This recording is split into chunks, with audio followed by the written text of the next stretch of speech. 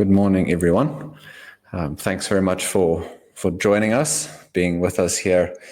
This latest CRA client briefing that was supposed to unpack our latest budget, supposed to be presented yesterday by Minister of Finance Enoch Godongwana, but of course postponed until the 12th of March. We're going to talk about what is behind the postponement, what has caused this point. Was it really unprecedented, or were the signs there beforehand? And what are some of the key takeaways now going forward? What is the process? How do we make sense of the current state of play? My name is Chris Hattingh. I'm the Executive Director at the Centre for Risk Analysis. Today, I'm joined by researchers and analysts, both from the Institute of Race Relations, Anlu, Keeve, and Nicholas Lorimer, respectively. I will bring them in soon. If you have any questions, especially difficult questions, I will put those to Anlu and Nick. I will try and pick the easier discussion points or questions for myself. Last bit of housekeeping, this webinar is being recorded, so it will be made available. If for any reason you have to jump out quickly and come back in, you might have missed something, the recording will be available. For questions and comments, please do share those with us. We'll get to them throughout the conversation. Normally with our webinars, it'll be an hour process where we present and then discuss Q&A. But given what has happened in the last 24 hours, we will have a few introductory remarks and thoughts to share with you, but we'll take your questions throughout. So please do start populating the comment section wherever possible with your thoughts and questions that you have for all of us. So let's start with a little bit of the state of play. So some of the background in terms of what has led up to this point. And in a nutshell, South Africa's fiscal policy and ideological decisions of at least the last 15 years, we've kicked the can down the road one too many times, where it has reached this point where we've in many ways tapped out where we can borrow. Yields on our bonds have increased, so it makes it more difficult for us to borrow. We've bailed out state-owned entities since 2013 to the tune of 659 billion rand. So we've had an increase in spending in many ways, in many areas of the state, but that hasn't delivered good outcomes. So we haven't seen the necessary levels of economic growth, job creation, and then, of course, more tax revenue for the government. So we're at this inflection point potentially for the fiscus, for the GNU, and for parties like the ANC and the DA, as well as the role that they occupy. So this was the first time in South Africa's democratic history that the budget was postponed. As I mentioned in the introductory remarks, the result of years of misguided and misaligned ideological policy and legislative choices. At this point in time, only trade-offs and difficult choices remain. Let's see if those difficult choices are actually seized and implemented when the new budget is presented on the 12th of March. On that particular point, I'm going to bring in Nicholas Lorimer. Nick, first question and discussion point for you. Do you think this was inevitable? Is it right that I'm talking about it as an unprecedented event in terms of this budget being postponed? Do you think perhaps for the DA, they decided to wait until now to really use the leverage that they have in the GNU? So unprecedented, I would say yes. But I think what's really happened here is that this was not inevitable at all. There's been an open question as to how much power and influence some of the non-ANC parties had within the GNU as to whether they would actually be able to make serious changes to policy. And we've seen over the past couple of months a number of big fights on various pieces of legislation, everything from the Bella Bill to the Expropriation Bill to fights over the proposed implementation of the National Health Insurance. And in every single one of those cases, it was not clear whether the smaller parties to the GNU were going to be able to actually get their way or have significant influence on the outcome. I was very critical of SONA, and I felt like in many ways it was the kind of SONA that would be given just in previous years when the Government of National Unity had not been formed. So it wasn't inevitable. And what I think has happened here is that the the GNU partners, especially the DA, but many of the smaller parties proposed this or opposed this budget, basically flexed their muscles. And if I can make a sort of somewhat clumsy analogy, when the GNU has been, and South Africa's economic policy has been a little bit like someone who makes a New Year's resolution to lose weight and go to the gym every week. And at first they go once or twice and they're very enthusiastic, and then they very quickly slip back into old habits. It was a little like the formation of the GNU. It was formed with this great enthusiasm. We saw investors getting far more excited about the country. There was some hope that the sort of status quo of the last few years would be broken up and the country would begin moving in a more positive direction. And then everything started to slip back into old habits, just like that person who then stops going to the gym, starts eating the frozen ice cream in their fridge a little bit more vigorously, until they get their blood pressure test back. And that's essentially, I think, what in many ways this budget was. A VAT increase is, politically speaking, one of the most toxic things the government could have done. And it wouldn't be doing this unless the situation was bad in terms of where to get revenue from. Income tax has been raised too much. Companies' tax is making the country increasingly uncompetitive, and VAT, which is a tax that in particular burdens the poor because it's a greater amount of their income. In real terms, is something I think the ANC definitely wanted to avoid. And I think there has been some media reporting that there were ministers within the ANC cabinet who were not particularly on board with this as well. But when the opposition party, or the former opposition parties of the GNU, led the charge on this, I think it became very difficult for the ANC to hold the line, for Treasury to hold the line. And we really have seen, I think, a demonstration that the political reality has changed. The government that was cannot simply go ahead as it was going, and we're very possibly going to see a different budget from what we'd seen in previous years. Obviously, it's still too early to say exactly what will be in it, but it's clear that the political realities are forcing some changes in the situation.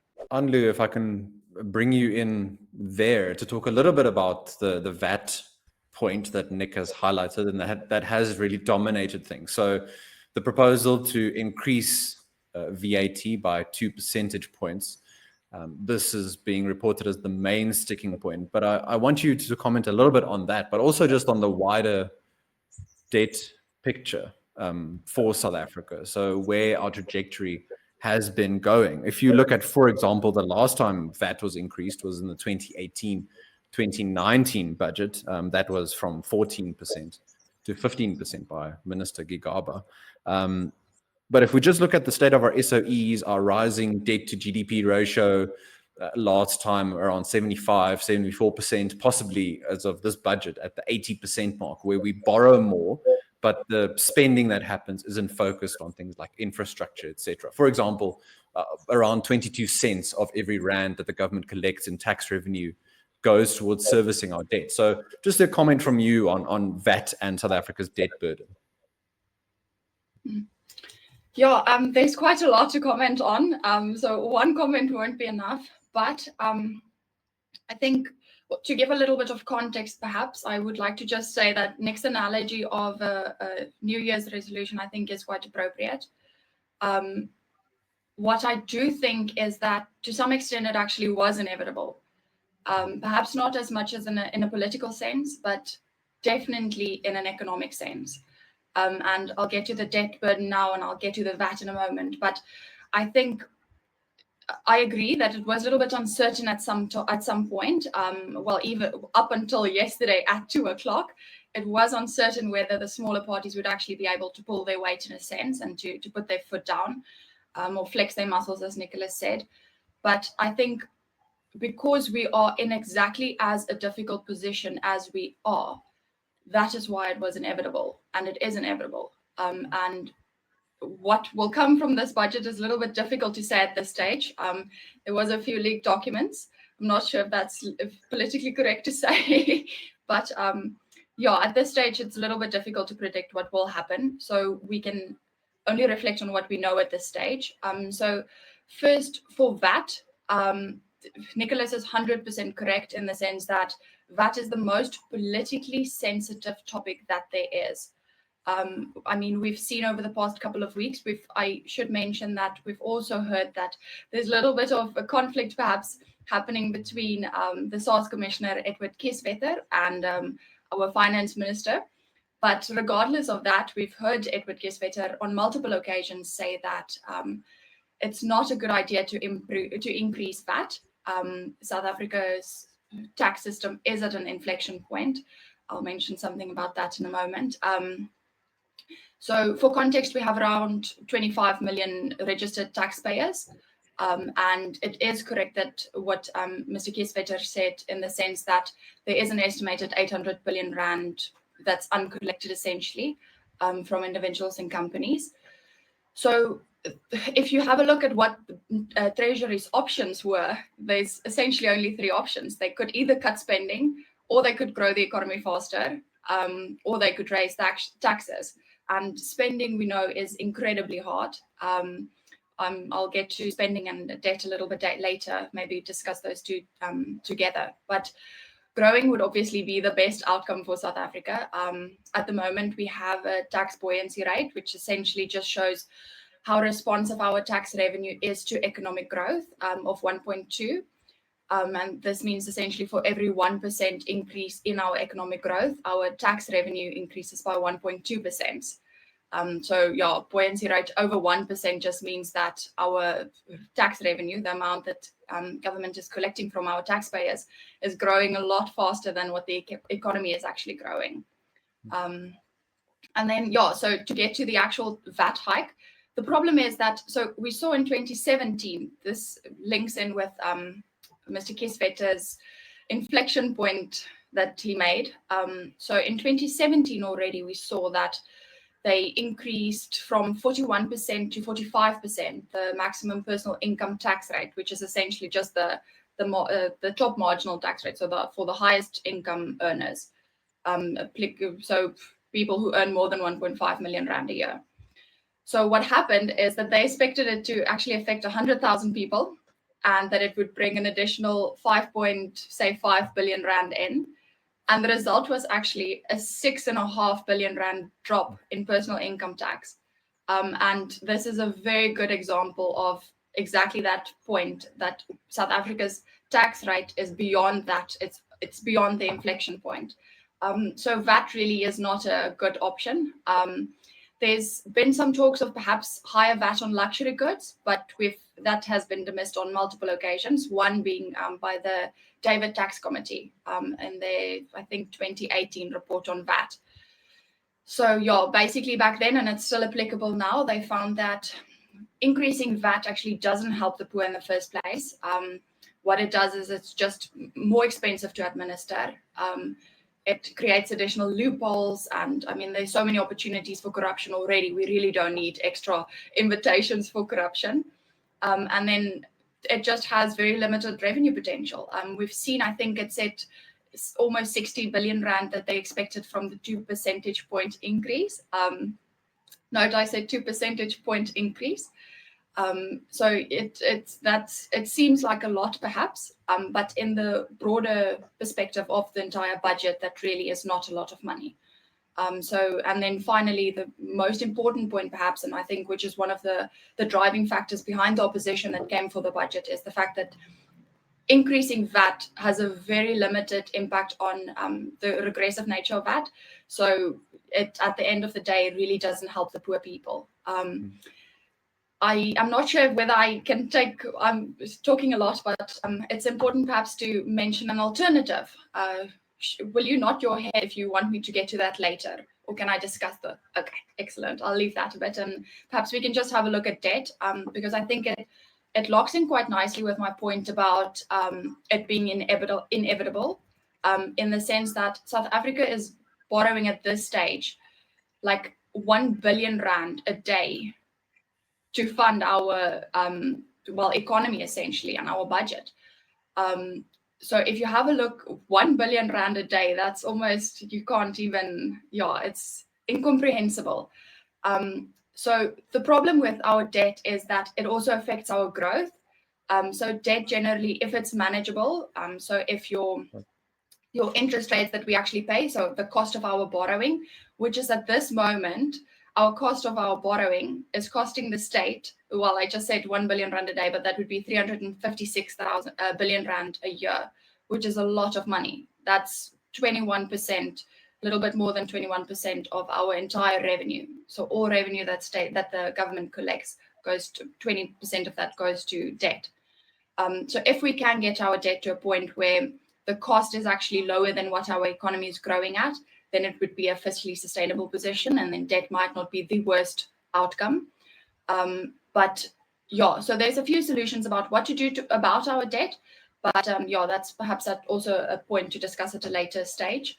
But at this moment, I think with our debt and our high expenses, specifically social wage, the government's wage bill, it was inevitable that from a financial standpoint, that opposition would have raised. Well, thank goodness they actually put their foot down. Maybe I can mention later what I actually think about the fact that they put their foot down. But for now, yeah, I think it was in a sense actually inevitable.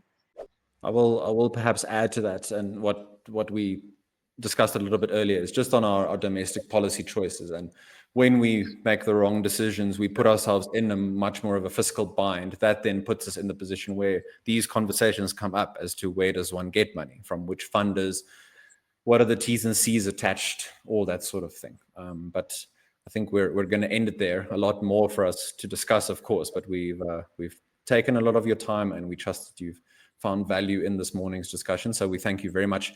A special thank you to our CRA clients for joining us today. If you are not yet a CRA client, and I'm sure that you will want to be after today's discussion, you can find out more information on our website, or you can contact our colleague, Sherwin van Blerk. Details are on the screen. So thank you all very much once again for your time. When uncertainty increases, when there's instability, the CRA steps up. We present the data, the analysis, the long-term trend analysis to equip you with the information you need to navigate these uncertain times, these volatile times, to make sense of it. So thank you once again.